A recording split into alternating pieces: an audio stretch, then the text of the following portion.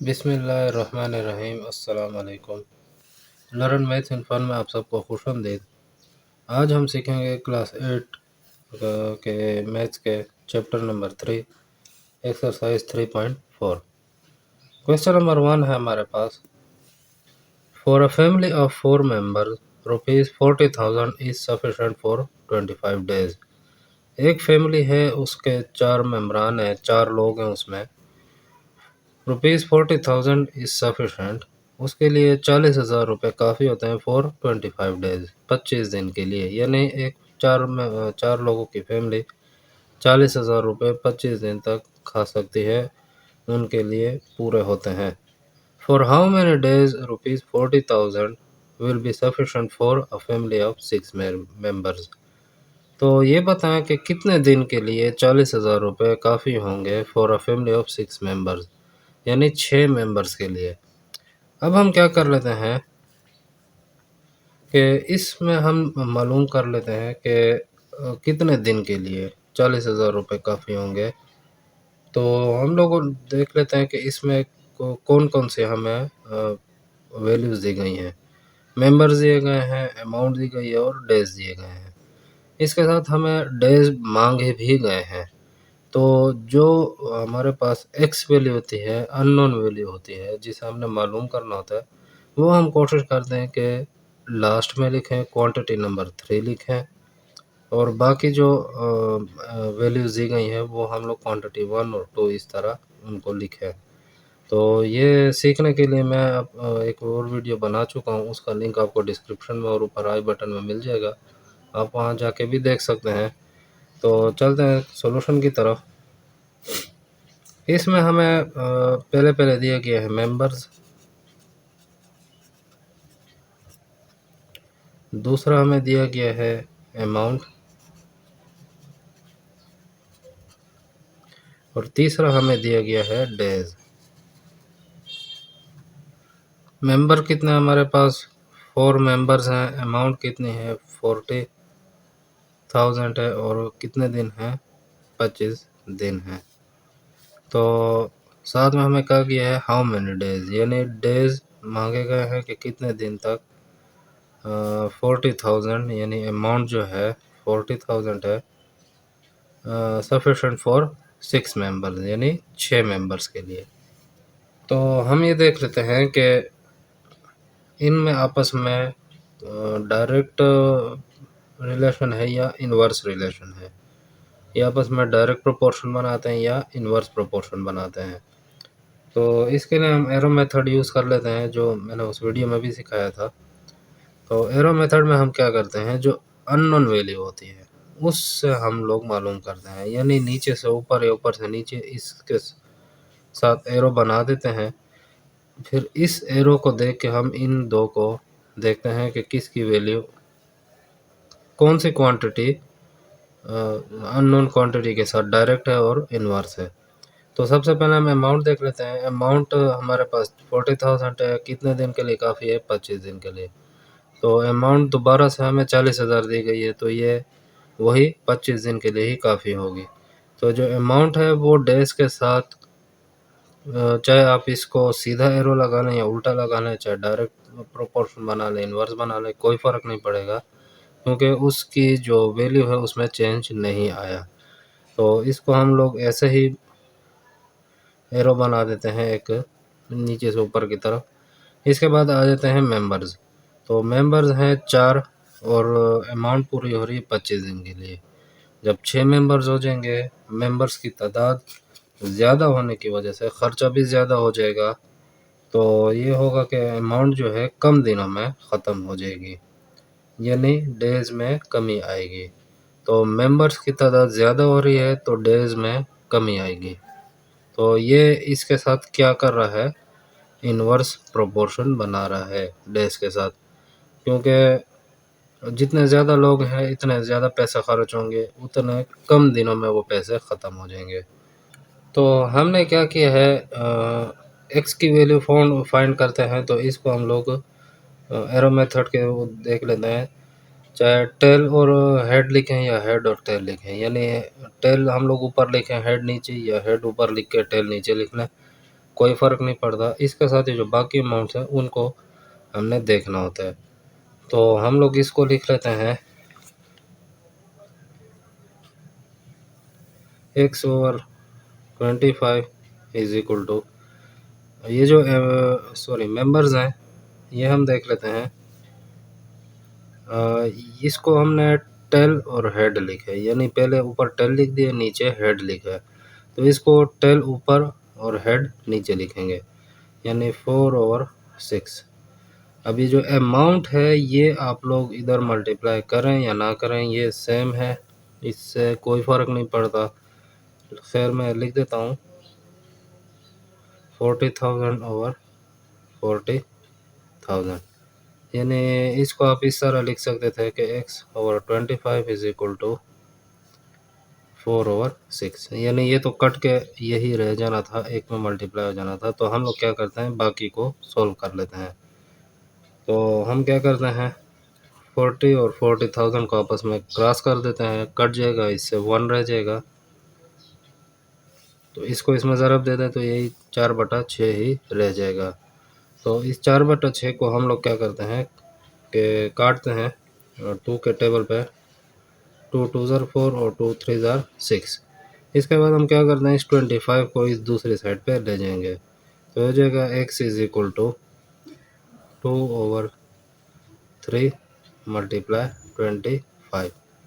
तो इससे क्या आ जाएगा, x हमारे पास 50/3, यानी 25 2 ज़ार 50। तो इसके बाद जब हम x को डिवाइड करते हैं, यानी 50 को हम लोग 3 पे डिवाइड कर देते हैं, तो 3 1 ज़ार 3 आ जाएगा, 2 रिमाइंडर आ जाएगा, 0 भी उतार लेंगे तो 3 6 ज़ार 18 होता है। 18 20 से माइनस हो के 2 रह जाएगा, पॉइंट 0 0 उतार लेंगे तो 6 ज़ार 18। इस तरह ये रिमाइंडर 2 अब बचता जाएगा और इससे 16.666 आता जाएगा। तो x हमारे पास आ जाएगा। या अगर हम लोग इसको इस तरह करें, पॉइंट में नहीं लिखते, तो 3 1 ज़ार 3, 2 रिमाइंडर 0 उतार लेंगे, 6 ज़ार 18 2 रिमाइंडर। बस इसको यहीं पे अगर छोड़ दें और इसको हम लोग कन्वर्ट कर दें मिक्स फ्रैक्शन में, तो 16 जो है इधर साइड पे आ जाएगा, 2 जो है ऊपर चला जाएगा और 3 जो है जिस पर हमने डिवाइड किया है वो नीचे आ जाएगा। या इसका दूसरा आंसर आप लोग ये लिख सकते हैं कि x इज़ इक्वल टू 16.66, इस तरह डॉट डॉट डॉट। तो ये था हमारा आंसर क्वेश्चन नंबर 1 का। उम्मीद है आपको समझ आई होगी। चलते हैं क्वेश्चन नंबर 2 की तरफ। An inheritance of rupees 50,000 is to be divided among 2 brothers and 1 sister। यानी एक विरासत है, एक मिरास है, वो क्या हो रही है, डिवाइड हो रही है 50,000 की 2 भाइयों में और एक सिस्टर में। Such that ratio among their share, इस तरह के इनके शेयर्स बनते हैं कितने कितने, 2 2 और 1। यानी एक भाई का भी 2 हिस्सा है, दूसरे भाई का भी 2 हिस्सा है और एक बहन का 1 हिस्सा है रिस्पेक्टिवली, तरतीबवार। यानी पहले भाइयों के 2 2 हिस्से हैं, 2 भाइयों के, उसके बाद एक बहन का 1 हिस्सा है। फाइंड देयर शेयर्स, इनके आप लोग क्या करना है, शेयर्स मालूम करने के कितने कितने शेयर्स बनते हैं। तो चलते हैं, स्टार्ट करते हैं सॉल्यूशन को। सॉल्यूशन में हम क्या करते हैं, सबसे पहले हम देख लेते हैं कि हमारे पास क्या है टोटल अमाउंट, ये कितनी है, ₹50,000। इसके बाद हमारे पास फर्स्ट ब्रदर, सेकंड ब्रदर और तो 1 सिस्टर जो है, इसका कितना कितना हिस्सा बनता है।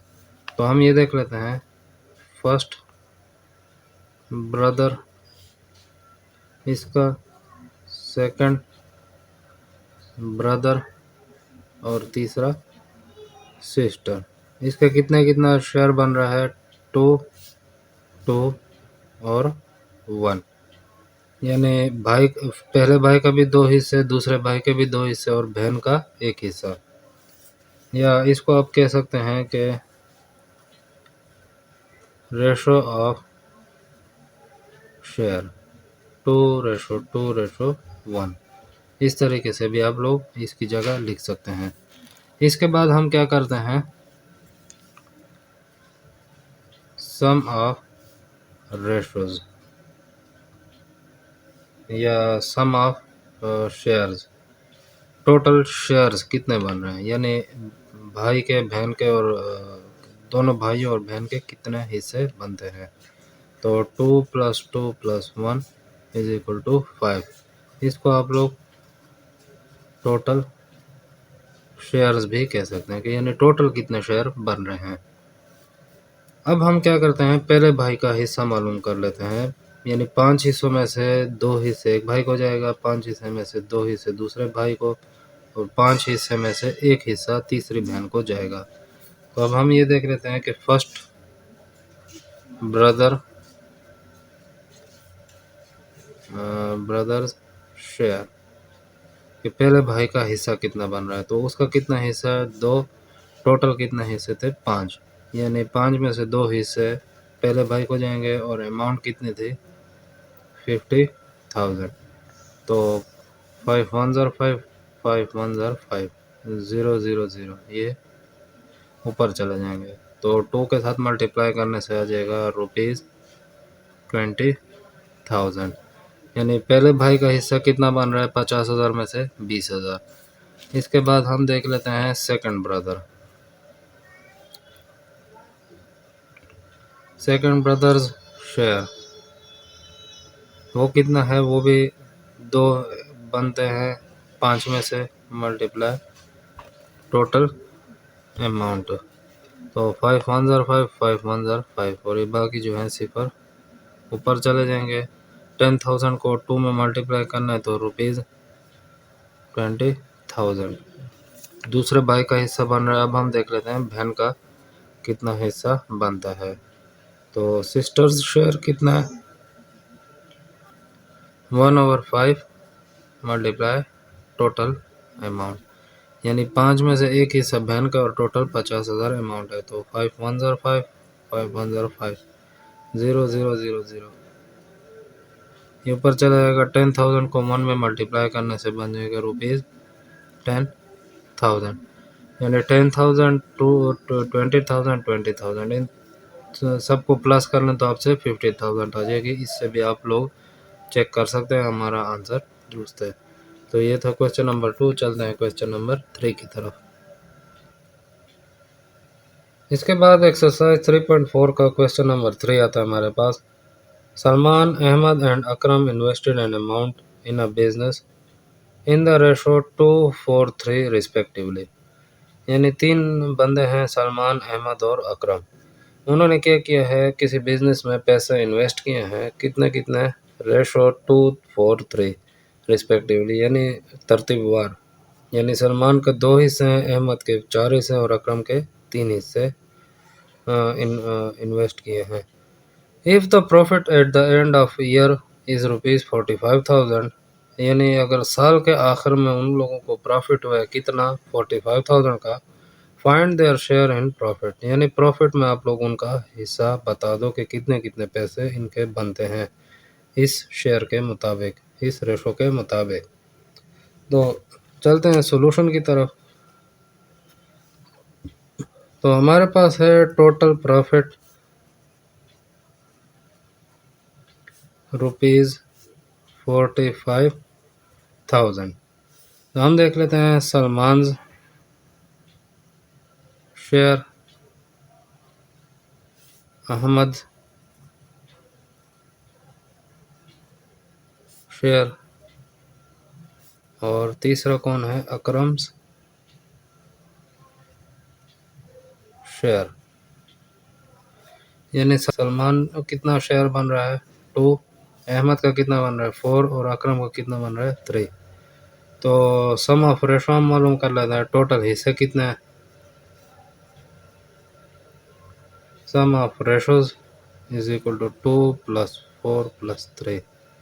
तो ये टोटल हिस्से बन रहे हैं 9। ये क्या है हमारा टोटल शेयर, यानी टोटल शेयर हमारे कितने हैं 9। अब हम देख लेते हैं सलमान शेयर कितना बन रहा है।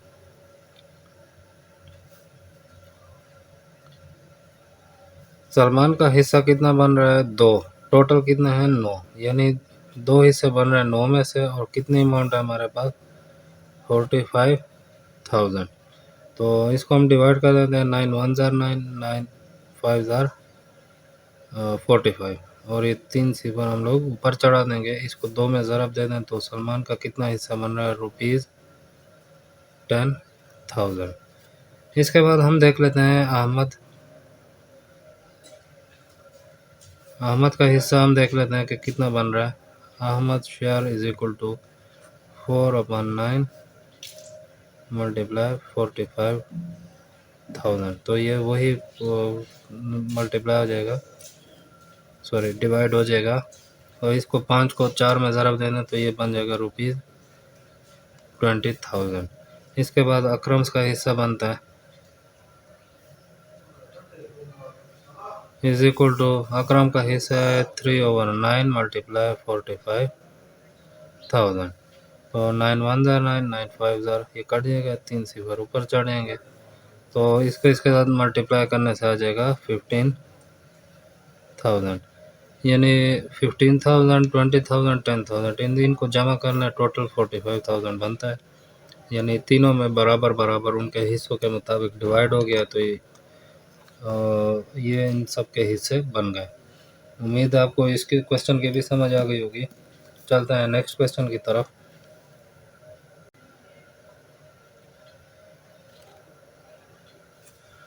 इसके बाद क्वेश्चन नंबर 4 आता है हमारे पास, if 140 man working 10 hour a day, अगर 140 आदमी मिलकर 10 घंटे रोज़ाना काम करके can build a house in 16 days, तो वो काम करके 16 दिन के अंदर एक घर बना सकते हैं। Find out how many man will build same kind of house in 12 days by working 13 hours a day. तो कितने लोग हमें चाहिए होंगे इसी किस्म का सेम काइंड ऑफ हाउस, इसी किस्म का घर बनाने के लिए, जो कि 12 दिन में और रोज़ाना 13 घंटे काम करके वो ये घर बना सकें। यानी 12 दिन काम करें और रोज़ाना 13 घंटे उनसे काम लिया जाए, तो कितने लोग काफ़ी होंगे इस तरह का घर बनाने के लिए। तो हम स्टार्ट ले लेते हैं। हमारे पास सबसे पहले क्या है मैन, दूसरा हमें क्या दिया गया है आवर्स, और तीसरा हमें क्या दिया गया है डेज। तो मैन कितना हमारे पास 140, कितने घंटे का रोज़ाना काम कर रहे हैं 10 घंटे, और कितने दिन काम कर रहे हैं 16 डेज। इसके बाद हमसे पूछ रहा है हाउ मैनी मैन, यानी कितने लोग चाहिए होंगे build same kind of house 12 days, और कितने घंटे रोज़ाना 13। तो इस तरह के आप लिखना चाहें, या अगर आप इसको इस तरीके से लिख सकते हैं कि जो अननोन वैल्यू है इसको हम लास्ट में लिख दें, और बाकी हम लोग शुरू में लिख लें, यानी डेज आवर्स और मैन। इस तरीके से लिख लें कि 16 डेज रोज़ाना 10 घंटे काम और 140 लोग, और इसी तरह 12 दिन 13 घंटे और कितने लोग, इस तरीके से हम लिख रहे हैं तो भी कोई फ़र्क नहीं पड़ता। चाहे आप एक्स वैल्यू को लास्ट में लिखें शुरू में लिखें, कोई भी नहीं फ़र्क पड़ता। लेकिन ये है कि हम लोग इसके एरो मेथड के ज़रिए इसको चेक करते हैं कि ये आपस में डायरेक्ट प्रोपोर्शन बना रहे हैं या इन्वर्स प्रोपोर्शन बना रहे हैं। कि इसको हम लोग नीचे से ऊपर की तरफ एक एरो बना लेते हैं। फ़र्ज़ करें कि ये अननोन वैल्यू है, इसको हम नीचे से ऊपर एरो बनाए। अब हम देखते हैं कि अगर 140 लोग 10 घंटों में काम कर रहे हैं, या 140 लोग 10 घंटे रोज़ाना काम कर रहे हैं, तो कितने दिन तो घर जल्दी बनेगा। लेकिन हम घंटे की तादाद ज़्यादा कर दें तो हम लोगों को आदमी कम करने पड़ेंगे। अगर हम लोग घंटे ज़्यादा कर दें तो आदमी हम लोग कम करेंगे, क्योंकि हम लोग ज़्यादा घंटा कम ले रहे हैं तो हमें इतने मज़दूरों की, इतने लोगों की ज़रूरत नहीं पड़ती। तो ये क्या है, आपस में इन्वर्स बना रहा है। इसी तरह अगर 16 दिन काम लेना है 140 लोगों से, और अगर हम दिन कम कर दें तो हमें आदमी ज़्यादा करने पड़ेंगे, मज़दूर हमें ज़्यादा लगाने पड़ेंगे, क्योंकि वो दिन कम होंगे तो हम लोग मज़दूरों की तादाद ज़्यादा करेंगे ताकि कम दिनों में वो काम हम लोग पूरा कर लें। तो ये भी इन्वर्स प्रोपोर्शन आपस में बनाते हैं।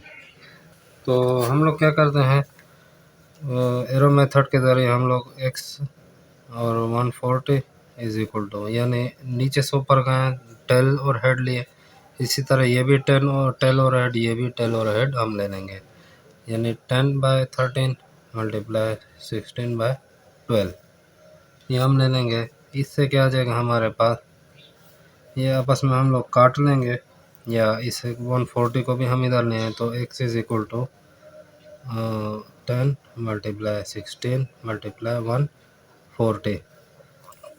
यहाँ पे डिवाइड हो रहा था, यहाँ आके ये मल्टीप्लाई हो जाएगा, ऊपर चला जाएगा, और नीचे हमारे पास आ जाएंगे 13 मल्टीप्लाई 12। तो इसको हम लोग काट लें तो 2 5 ज़ार 10 और 2 6 ज़ार 12। इसी तरह हम लोग अगर 2 के टेबल पे काटें तो 2 3 ज़ार 6 और 2 7 ज़ार 14। ये 0 को हम लोग ऊपर चढ़ा देंगे। तो इस तरह बाकी कुछ कटता है नहीं, तो हम लोग मल्टीप्लाई कर लेंगे। इससे हमारे पास आ जाएगा x इज इक्वल टू 16 को अगर 5 में मल्टीप्लाई कर लें तो इससे आ जाएगा 80 मल्टीप्लाई 70 डिवाइड बाय 13 मल्टीप्लाई 3। इससे क्या आएगा, x इज इक्वल टू, इन दोनों को अगर मल्टीप्लाई कर लें 8 7 56, और ये 2 ज़ीरो हम ऐसे डाल देंगे, और 13 3 39। अगर इसको हम लोग डिवाइड कर लें तो इससे हमारे पास आंसर आता है x इज इक्वल टू 143.58। यहाँ पे जो आंसर आया वो पॉइंट में आया है। तो हम लोग क्या, ये जो वैल्यू मालूम कर रहे हैं, ये मैन की वैल्यू मालूम कर रहे हैं। अब मैन जो होता है वो पॉइंट में नहीं होता, यानी आप ये नहीं कह सकते कि मैं ये काम करने के लिए 1.5 बंदों को लाया हूँ, तो 1.5 बंदे कभी भी नहीं आ सकते, तो या वो 2 होंगे या वो 1 होगा। तो हम लोग जो इस तरह मैन वाले जो क्वेश्चन आ जाते हैं जिसमें मैन फाइंड करने होते हैं, तो उसमें हम डेसिमल से हमेशा कम लेते हैं, यानी हम लोग क्या करते हैं, एक्स को हम लोग कर लेंगे 143 मैन।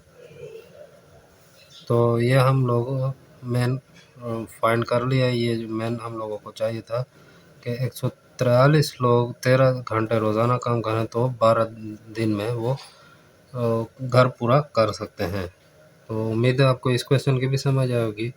चलते हैं नेक्स्ट क्वेश्चन की तरफ। इसके बाद क्वेश्चन नंबर 5 आता हमारे पास, Salim left a property of value ₹1,50,000। यानी एक बंदा है सलीम, उसने क्या किया, अपने पीछे प्रॉपर्टी छोड़ी है जिसकी वैल्यू ₹1,50,000 बनती है। If his widow gets 1/8 of the total value, जो उसकी बेवा है वो क्या ले ले, 1/8 हिस्सा ले ले टोटल वैल्यू में से, यानी टोटल वैल्यू हमारे पास 1,50,000 है, उसमें से 1/8 उसकी बेवा को चले जाए। And son gets twice then a daughter, और जो बेटे हैं उनको दुगना हिस्सा मिले, किससे, बेटी के हिस्से से। जो बाकी पैसे बच जाएंगे उसमें से बेटे को 2 हिस्से और बेटी को 1 हिस्सा मिल जाएगा। Find the share of his widow, a son and a daughter. यहाँ पे हमें बेटों की तादाद भी बता दी है कि एक बेटा, एक विडो और एक बेटी है उसकी। तो चलते हैं सॉल्यूशन की तरफ। तो टोटल अमाउंट हमारे पास कितनी है, टोटल वैल्यू, जो हमारे पास वैल्यू है, या इसको हम लोग अमाउंट भी कह सकते हैं, वो कितना है, ₹1,50,000। तो विडो शेयर कितना बन रहा है, या विडो को कितना हिस्सा मिलेगा, 1/8 of total value, 1/8 of total value. तो 1/8 ऑफ टोटल वैल्यू हमारे पास कितनी है, 1,50,000। तो इसको हम काट दें तो ये हमारे पास आ जाएगा 1870 सॉरी 18750। तो वीडियो का कितना हिस्सा बन रहा है? ₹18,750। इसको अगर आप डिवाइड करना चाहें 1,50,000 को 8 पे, तो 8 1 ज़ार 8 आता है, 7 बाकी हो जाएगा, 0 उतार दें तो 8 8 ज़ार 64 आता है, 6 बाकी 0 उतारना है। 8 7 ज़ार 56, 4 बाकी 0 उतारना है, तो 8 5 ज़ार 40। तो इस तरीके से आप इसको सोल्व कर सकते हैं। ये एक ज़ीरो रह गया, इसको आप ऊपर चढ़ा दें तो ये हमारे पास आ जाएगा 18,750। तो ये हमारे पास क्या है? Video share.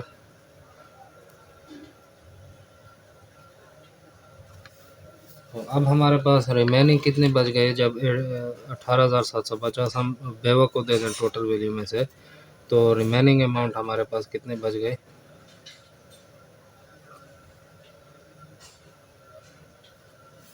वो क्या होगी? 1,50,000 माइनस 18,750। इसको माइनस कर लें तो आपस में इससे हमारे पास बचता है ₹1,31,250।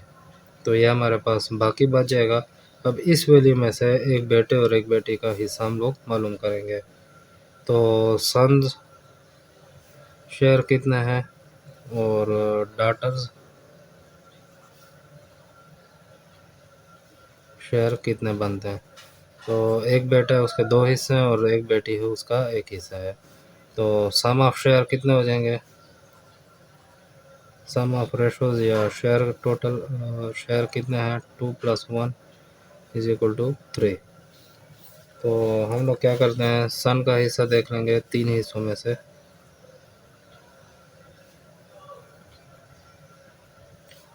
2/3 मल्टीप्लाई 1,31,250।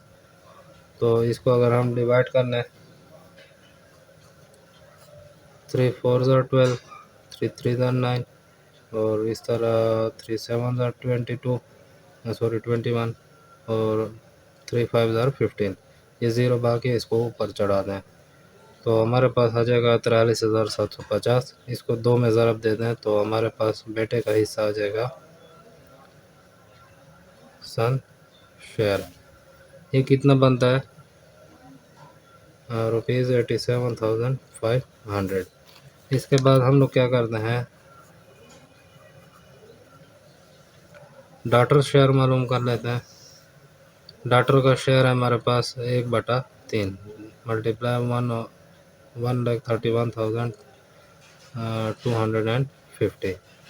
तो इसको काटना है, वही आंसर आ जाएगा 43,750। इसको इसमें मल्टीप्लाई करना है तो बेटी का हिस्सा बन रहा है 43,750, यानी 43,750 जो है डॉटर्स का हिस्सा बनेगा। डॉटर का हिस्सा बन जाएगा 43,750, बेटे का हिस्सा बन जाएगा 87,500, और जो विडो का हिस्सा है वो क्या है? 18,750। तो इन तीनों का अब जमा करना है, आपसे 1,50,000 वैल्यू आ जाएगी। उम्मीद है आपको इस क्वेश्चन की भी समझ आई होगी। चलते हैं नेक्स्ट क्वेश्चन की तरफ। इसके बाद एक्सरसाइज 3.4 का क्वेश्चन नंबर 6 आता है हमारे पास। Aleem and Riyaz started a business together. दो बंदे हैं, अलीम और रियाज, उन्होंने क्या किया है? बिजनेस स्टार्ट किया है एक साथ। अलीम इन्वेस्ट ₹41,000। अलीम ने उसमें 41,000 इन्वेस्ट किए हैं, एंड रियाज इन्वेस्ट 82,000, और रियाज ने 82,000 रुपये उसमें इन्वेस्ट किए हैं। If they earn a profit of ₹21,000, अगर उन्होंने मुनाफा कमाया हो 21,000 का आफ्टर अ ईयर, एक साल के बाद, फाइंड देयर शेयर्स, उनके टोटल हिस्से बता दो कि 21,000 में अलीम को कितना मिलेगा और रियाज को कितना मिलेगा। तो हम ये सॉल्यूशन की तरफ चलते हैं। ये देख लेते हैं कि अलीम का कितना हिस्सा है। अलीम इन्वेस्ट ₹41,000, और रियाज ने कितना हिस्सा जमा किया, इन्वेस्ट किया? ₹82। थाउजेंड। टोटल प्रॉफिट हमें कितना हुआ है, वो बनता है ₹21,000। अब हम लोग क्या कर लेते हैं, अलीम का कितना हिस्सा बन रहा है, रेशो बन रहा है, और रियाज का कितना बन रहा है, क्योंकि इसमें हमें रेशो नहीं बताया गया कि किसका कितना रेशो है, कितना हिस्सा बनता है, तो वो हम मालूम कर लेते हैं। तो अलीम्स शेयर और रियाज शेयर। तो अलीम का कितना है था, वो था 41,000, और रियाज का कितना था 82,000। तो 1000 पे इन दोनों को डिवाइड करना है, ये 3 सिफर ये 3 सिफर काट देंगे। उसके बाद 41 और 82 को अगर हम 41 पे डिवाइड कर लें तो ये 1 आ जाएगा और इसको 2 आ जाएगा, यानी रियाज के 2 हिस्से और अलीम का 1 हिस्सा बनता है। अब इसके बाद हम क्या करते हैं, sum of ratio. Sum of ratios हमारे पास आ जाएंगे 1 + 2 = 3, यानी 1 और 2 को प्लस करना, टोटल 3 हिस्से बन रहे हैं, यानी 3 हिस्सों में से 2 हिस्से रियाज के हो जाएंगे, 1 हिस्सा अलीम का हो जाएगा। तो अब हम क्या कर लेते हैं, अलीम का देख लेते हैं प्रॉफिट में कितना हिस्सा है। अलीम प्रॉफिट = 1/3 × 21,000। तो 3 1 ज़ार 3 3 7 ज़ार 21, और ये 3 सिफर ऊपर चले जाएंगे, टोटल कितना बन जाएगा ₹7,000। इसके बाद हम लोग रियाज का हिस्सा देख लेते हैं।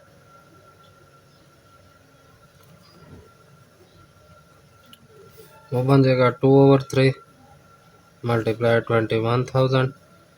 तो ये 3 1 ज़ार 3 3 7 ज़ार, और ये 3 सिफर ऊपर चले जाएंगे।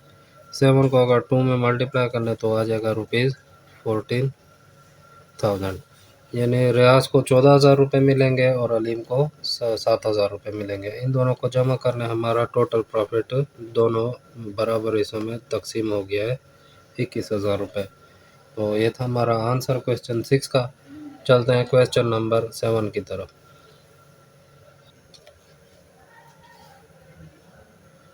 इसके बाद एक्सरसाइज 3.4 का लास्ट क्वेश्चन है हमारे पास, question number 7। If 10 man can construct 75 kilometre long road in 5 days, यानी 10 आदमी अगर 75 किलोमीटर रोड बना रहे हैं कितने दिन में, 5 दिन में। How many days will need for 15 man to construct 45 kilometre long road. तो कितने दिन चाहिए होंगे 15 लोगों को 45 किलोमीटर रोड बनाने के लिए। तो हम सबसे पहले देख लेते हैं हमें क्या दिया गया है, मैन दिया गया है, उसके साथ साथ हमें लेंथ या इसको आप डिस्टेंस भी कह सकते हैं, ये दी गई है, इसके साथ साथ हमें डेज दिए गए हैं। तो मैन हमारे पास कितने आ जाएंगे, 10 मैन है, कितने बना रहे हैं 75 किलोमीटर, और कितने दिन में, 5 दिन में। इसके बाद हाउ मैनी डेज, डेज मालूम करने हैं, 15 मैन, और कितने किलोमीटर है 45 किलोमीटर। तो इस एक्स वैल्यू के साथ हम इन दो को देख लेते हैं कि डायरेक्ट प्रोपोर्शन बना रहे हैं या इन्वर्स प्रोपोर्शन बना रहे हैं। तो इसको अगर हम नीचे से ऊपर की तरफ ले लेते हैं तो हम ये देखते हैं कि अगर 10 आदमी काम कर रहे हैं 5 दिन में, तो 15 आदमी कितने दिन काम कर लेंगे। तो आदमियों की तादाद बढ़ गई है तो वो काम जो है वो कम दिनों में हो जाएगा, तो दिन कम लगेंगे, यानी ये आपस में इन्वर्स हैं। तो इसको हम लोग उल्टा ले लेंगे, ये नीचे से ऊपर ले तो ये ऊपर से नीचे ले लेंगे। इसी के साथ अगर हम लोग लेंथ को देखें तो 75 किलोमीटर बन रही है 5 दिन में, और 45 किलोमीटर कितने बनेगी, कितने दिन में बनेगी। तो ज़ाहिर सी बात है ज़्यादा लेंथ है तो ज़्यादा दिन में बनेगी, कम लेंथ है तो कम दिनों में बन जाएगी, यानी दिन कम लगेंगे। तो ये दोनों आपस में क्या बना रहे हैं, डायरेक्ट प्रोपोर्शन बना रहे हैं, यानी ये नीचे से ऊपर गया तो इसको भी हम नीचे से ऊपर लेंगे। तो हम क्या करते हैं, ये x और 5 ले लेंगे, नीचे से ऊपर हम लोगों ने टेल और हेड ले लिया, तो ये भी हम टेल और हेड लेंगे, यानी ये ऊपर से नीचे ले लेंगे। 10 और 15 मल्टीप्लाई, ये भी ये नीचे से अब ऊपर लेंगे, यानी 45/75। अब हम क्या करते हैं, इस 5 को भी दूसरी साइड पे ले जाएंगे तो ये आ जाएगा x is equal to 10 multiply 45 multiply, ये यहाँ पे डिवाइड हो रहा है, इसको यहाँ पे मल्टीप्लाई के साथ ख़त्म करेंगे तो यहाँ के ये भी मल्टीप्लाई हो जाएगा। इस तरह ये आ जाएगा 15 मल्टीप्लाई 75। तो इन सब को हम काट लेते हैं। 15 वन ज़ार 15, 15 थ्री ज़ार 45, 5 वन ज़ार 5, 5 15 ज़ार 75, 3 वन ज़ार 3, 3 5 ज़ार 15, 5 वन ज़ार 5 और 5 टू ज़ार 10। तो 1 1 को मल्टीप्लाई करने से 1 आ जाएगा और 2 वन ज़ार 2, 2 2 वन ज़ार 2। तो x आ जाएगा हमारे पास 2 डेज़, यानी डेज़ हमने मालूम किए तो ये हमारे पास 2 दिन आ जाएगा। तो ये था हमारा क्वेश्चन नंबर 7। उम्मीद है आपको ये समझ आई होगी। तो इसके साथ ये एक्सरसाइज हमारी कंप्लीट हो गई है। अगर किसी पॉइंट की, किसी क्वेश्चन की आप लोगों को समझ ना आए तो आप कमेंट सेक्शन में पूछ सकते हैं, या आप इस वीडियो को दोबारा देख लें, हो सकता है आपका वो पॉइंट क्लियर हो जाए। इसके साथ हमारे वीडियो को लाइक कर लें, शेयर कर लें अपने दोस्तों के साथ, रिश्तेदारों के साथ। मैं ये बताता चलूँ कि मैंने व्हाट्सएप का ग्रुप बनाया है, अगर उसमें आप लोगों ने ज्वाइन करना है, नीचे डिस्क्रिप्शन में मैंने वो उसका लिंक दे दिया है, वहाँ से आप लोग ज्वाइन कर सकते हैं। हमारे चैनल को साथ साथ सब्सक्राइब कर लें। मिलते हैं नेक्स्ट वीडियो में, तब तक के लिए अल्लाह हाफ़िज़, अपना ख्याल रखिएगा।